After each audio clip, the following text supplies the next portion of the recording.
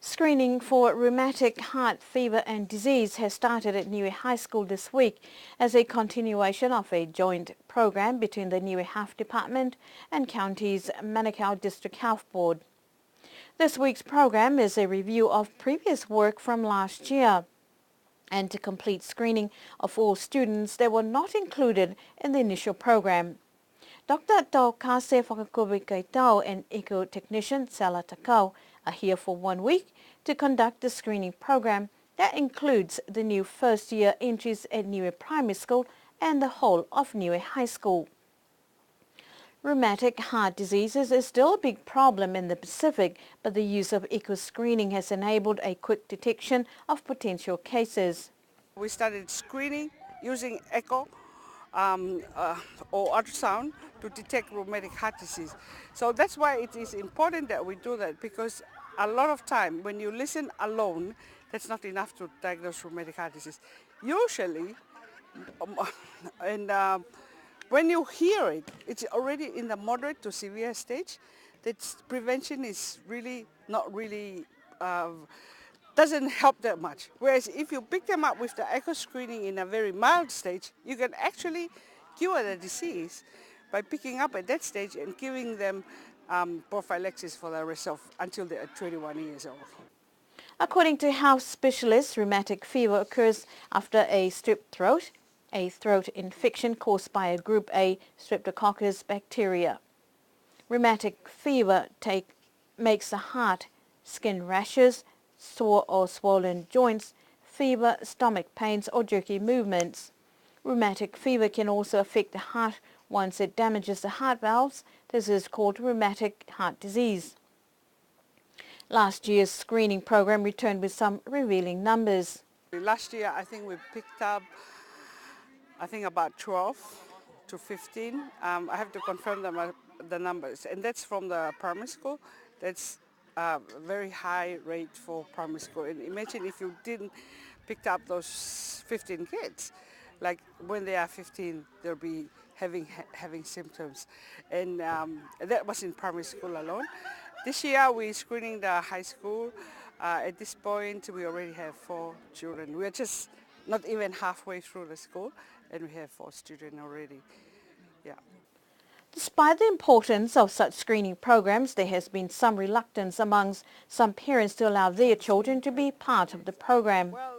However, Dr. Whakakobi-Kaitau says this is entirely up to the parent, but it is essential to ensure early treatment for the best results. It's okay if your child doesn't have rheumatic heart disease, but if your child have got rheumatic heart disease and we missed it now, the consequences later is enormous. Also, for a country like Niue who offer a free echo screening to students, I think it just emphasizes the importance of doing echo screening in a Pacific Islands. Eh? And so I find it's unfortunate that those parents feel like that. I think maybe they need to talk more to us, and we're still here. I'm happy to talk to anybody. Really, the target of the screening to diagnose early of rheumatic heart disease, and if we diagnose them at the mild stage, the chances of cure is almost 100% if they follow they need to have injection every 4 weeks until they're 21, or for 10 years, for a minimum of 10 years.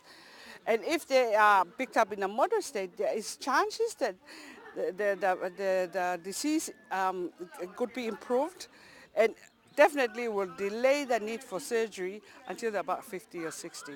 Because if you have valvular heart disease and you need surgery now, in another 10 years you'll definitely need another surgery. Dr. Whakakobi-Kaitau says that she will discuss ongoing programs with the Niue Health Department, but with a population such as Niue's, perhaps such screenings would be more effective if done every 2 years. The screening team are based at a Niue High School clinic this week if there is interest in finding out more about the rheumatic fever screening program. Palm 6 took place in Japan last week and over the weekend, and US Honourable Premier was in attendance at a very important meeting of leaders and government officials from the Pacific. The meeting was co-chaired by Foreign Affairs Minister for Japan and Marshall Islands. US participation in previous meetings continued to show support of initiatives to enhance and develop regional efforts in areas of environment, the marine, trade and investment, and disaster risk reduction. Some of the assistance Niue has received from this cooperation has targeted the renewable energy sector among other projects, with the latest renewable project underway behind the Niue power area to install a solar farm. According to reports from Whalefono, the company to implement the installation phase of the project are due on the island soon to continue work. Niue Hospital and Niue High School are taking on the task of fundraising for a day area, the old folk section of the hospital in Kaimisi. The initiative generated much interest internationally when a student, Matt Wilson from New Zealand, proposed to architect part of the elderly folks hospital wing into a daycare for its residents. In a previous interview with Matt's father, he said the challenge was proposed by him for his son to create a project that would benefit the community as part of his university paper into the School of Architecture. Niue's Tourism Director Hayden Porter said they are in support of the initiative. Initially seek some support in terms of flights to raffle and so on, and when we explained that we can't just give out flights, but we're more than happy to help guide them through the process and assist where we can with PR and advertising and so on. I mean, it's such a good cause, and I've had a number of emails back from some locals saying, oh well, one day I'll be in there, so I'm happy to support it. And so we've drummed up a good relationship with Matt and his dad, and have just assisted them in little ways that we can to make sure that it all works. And from the sounds of it, he's got some good support in New Zealand from some good sponsors, and the key part is now getting local support, because at the end of the day it's the locals that are going to be the beneficiaries of a project that. He said the young student is hoping to raise thousands of dollars for the project and encourages the communities to help. I think all up, including their freight costs and all sorts of things, it's somewhere in the vicinity of about 40,000. But they've already managed to secure sponsorship of some of those big ticket items, so are sort of halfway there. But in terms of the challenge that Matt was set was to raise the funds to be able to pay for it. So he has to go out into various communities and in New Zealand and here and wherever he can rustle it up, but raise the funds, not necessarily provide the funds himself. 16-year-olds don't have $40,000 sitting in their wallets. So they've come up with a bit of a plan to be able to raise that amount of money and have a very tangible product at the end as well, which will be of immense community benefit. Now, what has the response from some of the young ones here? Obviously, Niue High School is also selling a raffle. Yep, so Niue High School and Niue Health have also, like us, jumped in behind this and want to make sure that it works as well. And Matt and his dad have incentivised the high school kids in terms of selling. The person who sells the most tickets is actually going to get a mountain bike. So that's pretty neat as well. And it's just, raffles, we're all used to raffles. And there's some pretty good prizes in terms of flights.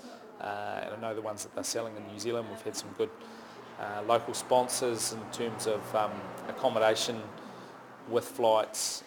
Niue Dive put in a Learn to Scuba package, so someone could come up here, win the raffle and become a qualified diver and things like that. So there's some great ways to raise money.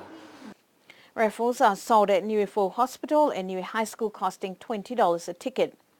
The hope is that the model will be built in New Zealand before Christmas and the day area to be constructed next year on the island.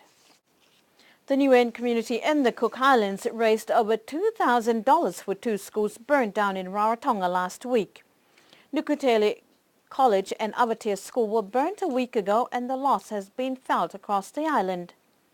The Niuean community, led by John Tangi, was the first group to raise funds specifically for the cause during a special function that was hosted for a group of Niueans travelling with the Governor-General.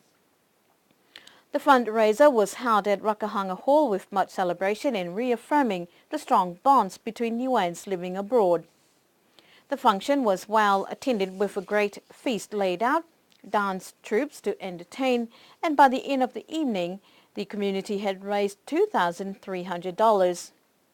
Before leaving for New Zealand with her entourage, Niue High Commissioner Her Excellency Olaf Jacobson was invited by the principals of the two schools as their guests to present the funds donated by the Niuean community. The principals of Nukutere College and Avatea School were grateful for the thoughtful gift and noted that the Niuean community were the first to respond to their plight. The funds have raised hope for the rebuild that from the ashes will rise a renewed sense of pride and brighter future for the students and the schools. Niue has gained another regional sports ranking over the weekend in Tonga during the 20th South Pacific bodybuilding competition. Isabel Davis claimed silver in the short division of the figure shaping competition behind the Oceania New Zealand champ, Farah Depakata. The tall class division was won by Tongan beauty Telesia Faunuku, who also claimed the overall title as Miss South Pacific. The entries from 8 countries battled it out in the bodybuilding competition before the figure shaping section. The overall title for Mr. South Pacific was won by Mr. Stefan Matke of Tahiti, whilst Miss South Pacific was won by Telesia Faunuku of Tonga. Mr. Tonga title was won by Alifileti Prepad from Tonga also. Tonga's efforts also saw them top the medal tally with 5 gold medals.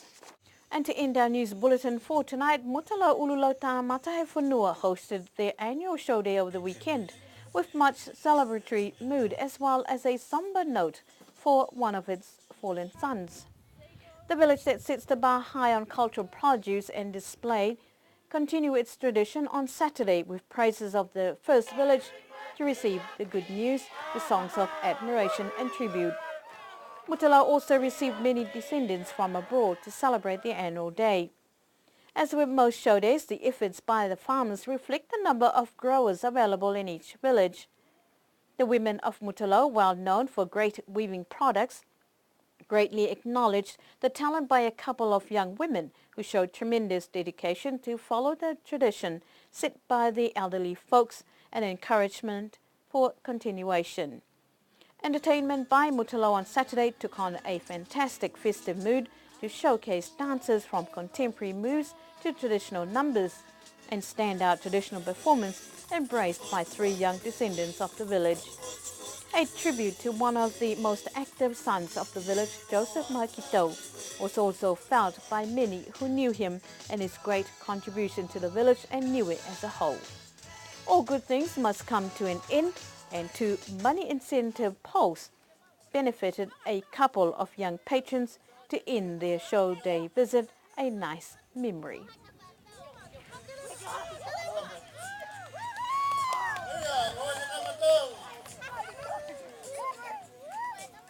That's our news bulletin for tonight.